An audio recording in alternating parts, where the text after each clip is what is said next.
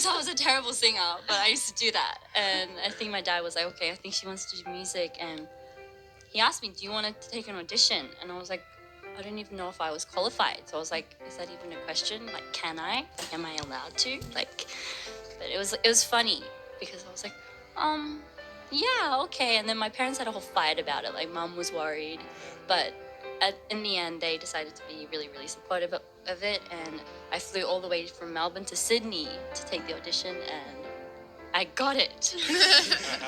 No, yeah, they flew with me to Korea, but then after they dropped me off, they had to come back to Australia because they've got their jobs there and everything.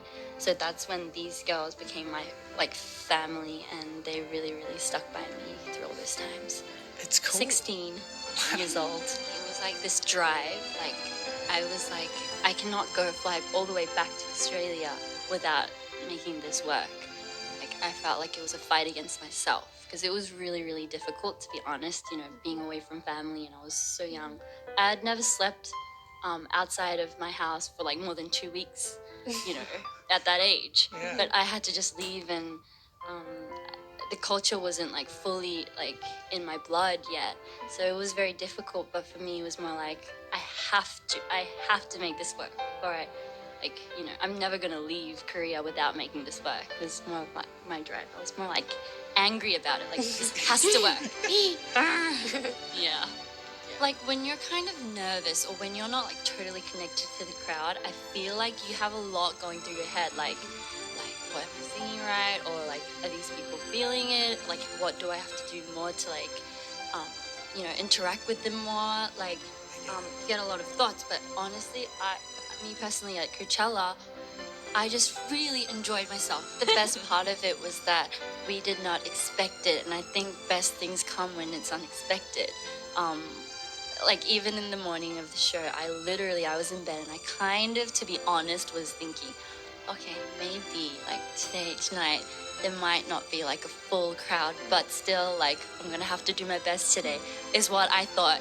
Until we we walked out on stage, we didn't even have time to talk about it, but we were like, and then the music came on, and I'm like, oh my gosh! And it took me a whole hour to really figure out that everybody that was standing there was actually looking at us. They weren't there for like a different show. They weren't like faced like a different way. They were faced towards us, and it was crazy.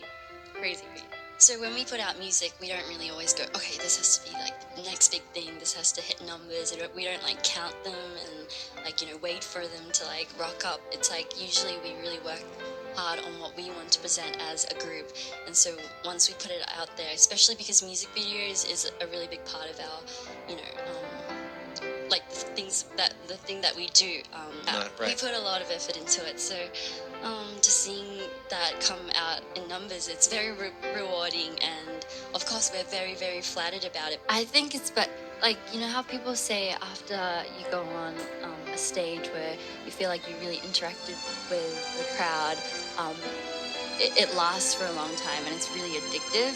I totally experienced that this time. So after the show, we drove back to LA and we were at our hotel room, and I remember I just had to keep replaying it over in my head, like again and again, and it was like, that was like the best feeling I've ever felt in my 22 years of existence. It's really, really surreal. Like it's so like life-changing. I loved the whole experience. It's like so beautiful, and everybody is just amazing. Like everyone in the crowd.